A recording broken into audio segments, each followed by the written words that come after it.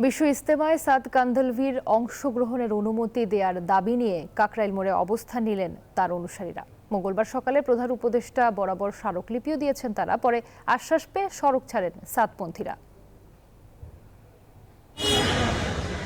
আগামী বছরের 31 জানুয়ারি থেকে 2 ফেব্রুয়ারি পর্যন্ত বিশ্ব ইজতেমার প্রথম পর্ব এবং 7 থেকে 9 ফেব্রুয়ারি দ্বিতীয় পর্ব অনুষ্ঠিত হবে। দ্বিতীয় পর্বে মাওলানা সাদের উপস্থিতি চান তার অনুসারীরা।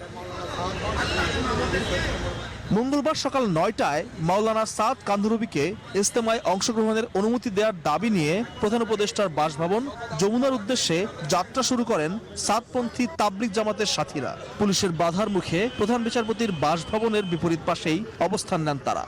কিছু কুচক্রী মহল ওনার কাম কথাগুলো নিতে পারে না, এই জন্য ওনার আইদিক সেদি করে ওনার কথাগুলো বিকৃত করে ছড়াইতেছে। সব ষড়যন্ত্র বানচাল হবে বলে উনি আসতে দিচ্ছে না। যদি আসে তো প্রকাশ পাবে যে উনি কোনো নাহক কথা বলে না। কিছুক্ষণ পরই প্রধান উপদেষ্টার প্রেস সচিব মোহাম্মদ শফিকুল আলম উপস্থিত হন ঘটনাস্থলে। সাদপন্থীদের একটি প্রতিনিধি দলের সঙ্গে চলে দফায় দফায় মতবিনিময়। এরপর সাদপন্থী মুরব্বীরা প্রধান উপদেষ্টা ও সংশ্লিষ্ট মন্ত্রণালয়ের সঙ্গে আলোচনায় বসার আগ্রহ প্রকাশ করেন। অ্যাডমিনিস্ট্রেটিভ যেসব লোকজন ছিলেন, কর্মকর্তারা ছিলেন, তারা নিশ্চিত করেছেন কত দ্রুত ওনার সাথে আমাদেরকে বসানোর ব্যবস্থা করা যায় এটা ওনারা দেখবেন। এই কথার উপরে আমরা সন্তুষ্ট হয়ে ফিরে এসেছি।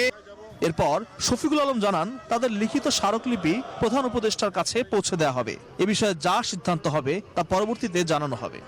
এটা এখন আলোচনা তো চলছে, সেখানে তো এখন এই ফাইনাল কিছু তো আর হয়নি। আর আমরা ওনাদের স্মারকলিপিটা নিয়ে মাননীয় প্রধান উপদেষ্টার কাছে দেখি। মুরব্বীরা সরাসরি প্রধান উপদেষ্টার সঙ্গে দেখা করতে চান। প্রেস সচিব তাদের বার্তা পৌঁছে দেওয়ার আশ্বাস দেন। এতে সন্তুষ্ট হয়ে অবস্থান কর্মসূচি প্রত্যাহার করেন সাদপন্থীরা। আল মোহাইমিনুল খান, নিউজ 24, ঢাকা।